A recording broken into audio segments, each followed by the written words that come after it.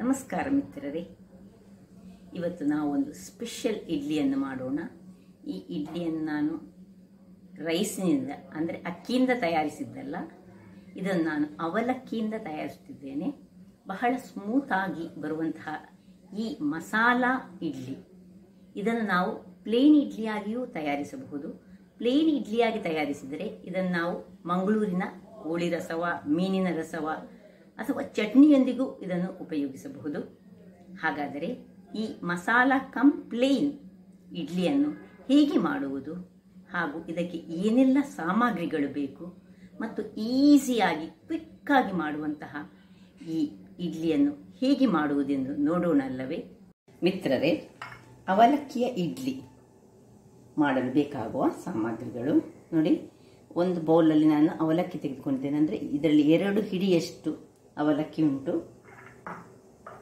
ಮತ್ತೆ ಎಷ್ಟು ನಾವು ಅವಲಕ್ಕಿ ತೆಗೆದುಕೊಂಡಿದ್ದೇವೆ ಅದರ ಅರ್ಧದಷ್ಟು ಸಜ್ಜಿಗೆ, ಬಾಂಬೆ ರವ.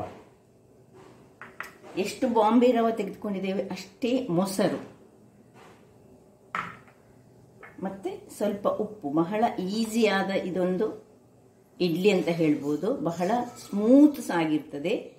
ಈಗ ಅದಕ್ಕೆ ಒಗ್ಗರಣೆ ಮತ್ತೆ ಮಾಡಲಿಕ್ಕೆ ಇದು ಆಪ್ಷನಲ್. ನಾವು ಒಗ್ಗರಣೆ ಮಾಡಲೂಬಹುದು ಅಥವಾ ಚಟ್ನಿ ಮಾಡಿಕೊಂಡು ಸಹ ತಿನ್ಬೋದು. ಒಗ್ಗರಣೆಗೆ ಸಾಸಿವೆ ಮತ್ತೆ ಕೆಂಪು ಮೆಣಸಿನ ಸಣ್ಣ ನಡಿ, ಈ ನಮ್ಮದು ಮೆಣಸು ತರುವಾಗ ಇದರಲ್ಲಿ ಸಣ್ಣ ಸಣ್ಣದ ಚಿಲ್ಲಿ ಫ್ಲೇಕ್ಸ್ ಹೇಳ್ತೇವೆ, ಅದಿರ್ತದೆ. ಇದನ್ನು ಮತ್ತೆ ಕಟ್ ಮಾಡ್ಕೊಂಡು ಹಾಕಲಿಕ್ಕೆ ಒಗ್ಗರಣೆಗೆ ಸ್ವಲ್ಪ ಉದ್ದಿನ ಬೇಳೆ ಮತ್ತೆ ಕರಿ ಲೀವ್ಸ್, ಒಗ್ಗರಣೆಯ ಸೊಪ್ಪು. ಮೊದಲಿಗೆ ಈಗ ಈ ನೋಡಿ, ಇದು ದಪ್ಪ ಅವಲಕ್ಕಿ ನಾನು ತೆಗೆದುಕೊಂಡದ್ದು, ಪೇಪರ್ ಅವಲಕ್ಕಿ ಅಲ್ಲ. ಇದನ್ನು ನಾವು 3 ಅಥವಾ 2 ಬಾರಿ ಚೆನ್ನಾಗಿ ತೊಳಿಬೇಕು, ಇಲ್ಲದಿದ್ದರೆ ಇದರಲ್ಲಿ ತುಂಬ ಕಸ ಇರ್ತದೆ. ನೋಡಿ, ಹೀಗೆ ಮಾಡಿ ತೊಳಿಬೇಕು. ತೊಳೆದು ಇದನ್ನು ಸ್ವಲ್ಪ ನೆನೆ ಹಾಕಲಿಕ್ಕೆ ಉಂಟು ನಮಗೀಗ. ಸೊ ನಾನು ಇದನ್ನು ತೊಳೆದು ಬರ್ತೇನೆ 2 ಬಾರಿ. ನೋಡಿ, 2 ಬಾರಿ ಚೆನ್ನಾಗಿ ತೊಳೆದಿದ್ದೇನೆ ನಾನು. ಈಗ ಇದಕ್ಕೆ ಸ್ವಲ್ಪ ನೀರನ್ನು ಹಾಕಿಕೊಂಡು ನಾವಿದನ್ನೊಂದು 10 ನಿಮಿಷಗಳ ಕಾಲ ನೆನೆಯಲಿಕ್ಕೆ ಬಿಡೋಣ. ಇದಷ್ಟಕ್ಕೆ ಮುಚ್ಚಿಟ್ಟುಕೊಳ್ಳೋಣ. ಇಲ್ಲಿ ಈ ಸಜ್ಜಿಗೆ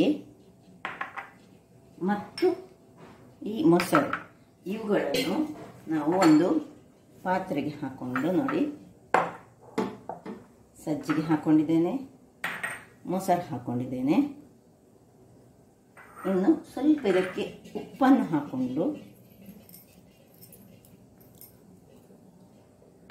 ಚೆನ್ನಾಗಿ ಮಿಕ್ಸ್ ಮಾಡಿಕೊಂಡು ಇದನ್ನು ಸಹ ನಾವು ಈಗ ನೆನೆಯಲಿಕ್ಕೆ ಬಿಡಲಿಕ್ಕೆ ಉಂಟು. ಸ್ವಲ್ಪ ಇದು ಮಿಕ್ಸ್ ಆಗಬೇಕು ಇದರಲ್ಲಿ ಫುಲ್ಲು. ಇದನ್ನು ಮುಚ್ಚಿಟ್ಟುಕೊಂಡು ನಾವು ಇದನ್ನು ನೆನೆಯಲು ಬಿಡೋಣ. ಅದನ್ನು ಸಹ 10 ನಿಮಿಷ ನೆನೆಯಲಿಕ್ಕೆ ಬಿಡೋಣ. ಇದನ್ನು ಸಹ 10 ನಿಮಿಷ ನೆನೆಯಲು ಬಿಡೋಣ. ಮಿತ್ರರೇ ನೋಡಿ, ಈಗ 10 ನಿಮಿಷ ಕಳೆದಿದೆ. ನೋಡಿ, ಇದು ಒಳ್ಳೆ ನೆನೆದಿದೆ. ಈಗ ನಾವು ಈ ಗ್ಯಾಸನ್ನು ಉರಿಸಿಕೊಂಡು ನಾವು ಸ್ಟೀಮರನ್ನು ಇಟ್ಕೊಳ್ಳೋಣ. ಇದರಲ್ಲಿ ಸ್ವಲ್ಪ ನೀರು ಹಾಕೊಂಡು ಇಟ್ಕೊಂಡಿದ್ದೇನೆ ನಾನು ಸ್ಟೀಮರ್. ಈಗ ಇಲ್ಲಿ ಸ್ಟೀಮ್ ಮಾಡ್ಲಿಕ್ಕೆ ಉಂಟಲ್ಲ, ಇಲ್ಲಿ ನೋಡಿ, ಇದು ನೋಡಿ ಗಟ್ಟಿಯಾಗಿದೆ. ನಾವು ಆಲ್ರೆಡಿ ಉಪ್ಪನ್ನು ಹಾಕೊಂಡಿದ್ದೇವೆ. ಈಗ ಇಲ್ಲಿ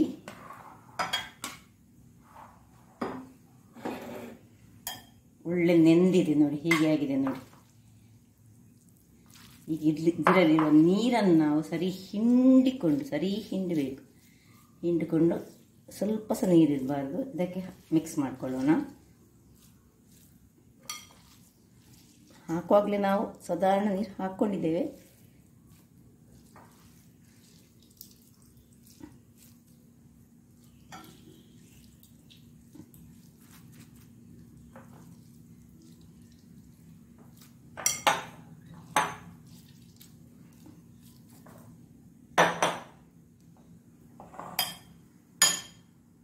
ಈಗ ಇದನ್ನು ಕೈಯಲ್ಲಿ ಚೆನ್ನಾಗಿ ಒಟ್ಟಿಗೆ ಕಿವುಚಿಕೊಳ್ಳೋಣ. ಕೈಯಲ್ಲಿ, ನಿಮಗೆ ಕೈಯಲ್ಲಿ ಮಾಡಲಿಕ್ಕೆ ಆಗೋದಿಲ್ಲ ಆದರೆ ಮಿಕ್ಸಿಯಲ್ಲಿ ಸಹ ಮಾಡಿಕೊಳ್ಬೋದು. ನೋಡಿ, ನಾವು ಉಪ್ಪನ್ನು ಮೊದಲೇ ರವಕ್ಕೆ ಮೊಸರನ್ನು ಮಿಕ್ಸ್ ಮಾಡುವಾಗ ಹಾಕ್ಕೊಂಡಿದ್ದೇವೆ. ಇಲ್ಲಿ ಈಗ ಉಪ್ಪು ಕಡಿಮೆ ಇದ್ದರೆ ಹಾಕ್ಕೊಳ್ಬೋದು ನೀವು. ಇದನ್ನೀಗ ಚೆನ್ನಾಗಿ ಕಿವುಚಬೇಕು. ಅಂದರೆ ನಾವು ಮಿಕ್ಸಿಯಲ್ಲಿ ಹೇಗೆ ಆಗ್ತದೆ ನೋಡಿ ಹಾಗೆ ಆಗಬೇಕು.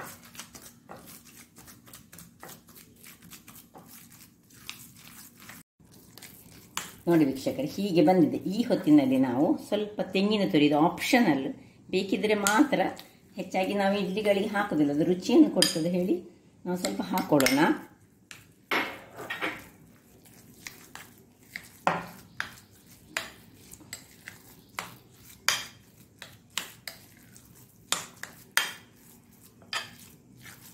ಇಲ್ಲಿ ಬೇಕಿದ್ರೆ ನೀವು ಕಾಯಿ ಮೆಣಸನ್ನು ಸಹ ಕಟ್ ಮಾಡ್ಕೊಂಡು ಹಾಕ್ಕೊಳ್ಬೋದು, ಒಗ್ಗರಣೆ ಟೈಪ್ನಲ್ಲಿ ಸಹ ಕೊಡ್ಬೋದು. ನಾನು ಇದು ಮಾಡಿ ಆದ ಮೇಲೆ ಒಂದು ಒಗ್ಗರಣೆ ಕೊಡ್ಬೇಕಂತ ಇದ್ದೇನೆ. ನೋಡಿ, ಈಗ ಇಡ್ಲಿ ತಟ್ಟೆಯನ್ನು ತೆಗೆದುಕೊಂಡು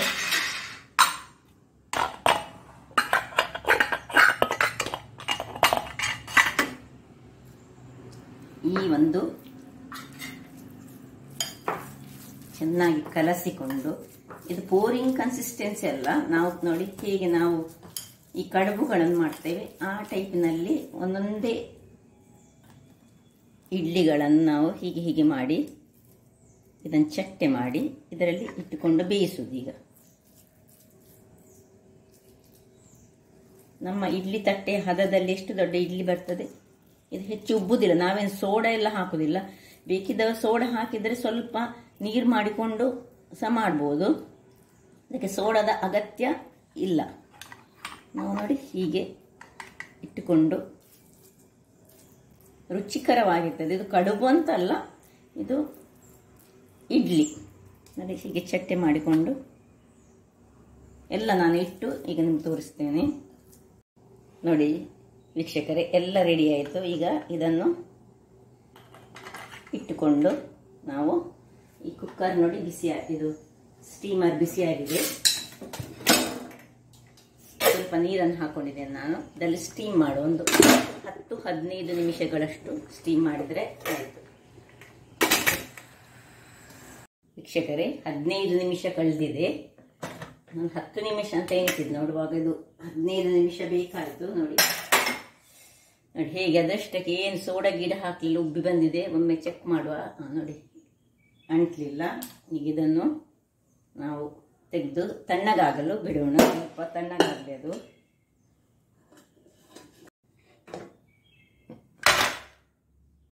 ನೋಡಿ ವೀಕ್ಷಕರೇ, ಈಗ ತಣ್ಣಗಾಗಿದೆ. ನೋಡಿ ಹೇಗೆ ಎಷ್ಟು ಸ್ಮೂತ್ ಆಗಿ ಬಂದಿದೆ ನೋಡಿ. ಇದು ತಿನ್ನಲಿಕ್ಕೆ ಸಹ ತೆಂಗಿನ ತುರಿ ಎಲ್ಲ ಹಾಕಿದ ಕಾರಣ ಬಹಳ ಸ್ಮೂತ್, ಮೃದುವಾಗಿರ್ತದೆ ಮತ್ತು ವೆರಿ ಟೇಸ್ಟಿ ಸಹ ಆಗಿರ್ತದೆ. ನೋಡಿ, ಸ್ವಲ್ಪ ಬೇಕಿದ್ರೆ ಬಟ್ಟೆಯಲ್ಲಿ ಹಾಕೊಂಡು ಸಹ ಮಾಡ್ಬೋದು. ಇದು ಇಲ್ಲದೆ ಬಟ್ಟೆಯಲ್ಲಿ ಹಾಕಿದರೆ ಇದು ಅಡಿಯಲ್ಲಿ ಹೀಗೆ ಹಿಡಿಯುವುದಿಲ್ಲ, ಅಥವಾ ಎಣ್ಣೆ ಸ್ವಲ್ಪ ತಾಗಿಸಿದ್ರೆ ಸಹ ಆಗ್ತದೆ. ಹೀಗೆ ಚಟ್ನಿ ಒಟ್ಟಿಗೆ ಸಹ ತಿನ್ಬೋದು. ಚಟ್ನಿ ನೋಡಿ, ನಾನು ಮಾಡಿದ್ದು ಚಟ್ನಿ ಇತ್ತು, ಚಟ್ನಿ. ಅಥವಾ ಈಗ ನಾವೊಂದು ಒಗ್ಗರಣೆ ಕೊಟ್ಟು ಮಾಡುವ, ಅದನ್ನು ತೋರಿಸ್ತೀನಿ ನಾನು. ಇದನ್ನೇ ಒಗ್ಗರಣೆಗೆ ಹಾಕ್ಬೋದು. ಸ್ವಲ್ಪ ಒಂದು ಗ್ಯಾಸನ್ನು ಆನ್ ಮಾಡಿಕೊಂಡು ನಾವು ಸ್ವಲ್ಪ ಬಿಸಿಯಾಗಲಿಕ್ಕೆ ಬಿಡೋಣ. ಸ್ವಲ್ಪ ಎಣ್ಣೆಯನ್ನು ಹಾಕೊಳ್ಳೋಣ. ಇದು ಒಗ್ಗರಣೆ ಕೊಡೋದಲ್ಲ, 1-2 ಸ್ಪೂನ್ ಸಾಕು. ಎಣ್ಣೆ ಬಿಸಿ ಆಗುವಾಗ ಸ್ವಲ್ಪ ಸಾಸಿವೆ,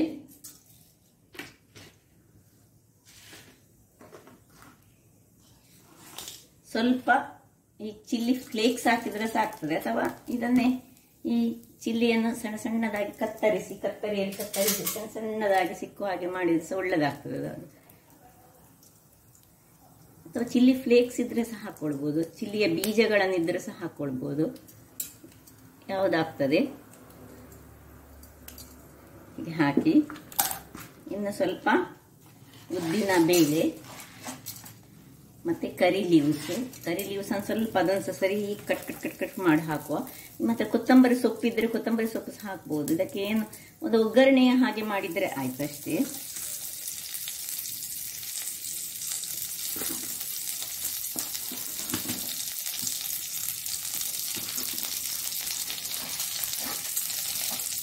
ಸ್ವಲ್ಪ ಖಾರ ಬರ್ತದೆ, ಯಾಕಂದ್ರೆ ಇದು ಸ್ವಲ್ಪ ಚಪ್ಪೆ ಇರ್ತದಲ್ಲ, ಅದಕ್ಕೆ ಖಾರ. ಹೀಗೆ ಮಾಡಿದ್ರೆ ನಮಗೆ ಚಟ್ನಿ ಅಗತ್ಯ ಸಹ ಇರುವುದಿಲ್ಲ. ಸೊ ನೋಡಿ, ಹೀಗೆ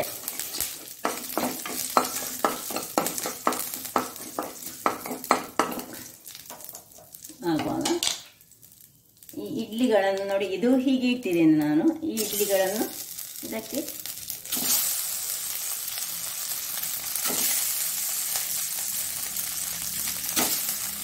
ಹಾಕೊಂಡು ಇದರಲ್ಲಿ ಬೇರೆ ಕಟ್ ಮಾಡಿ ಸಹ ಹಾಕೊಳ್ಬೋದು.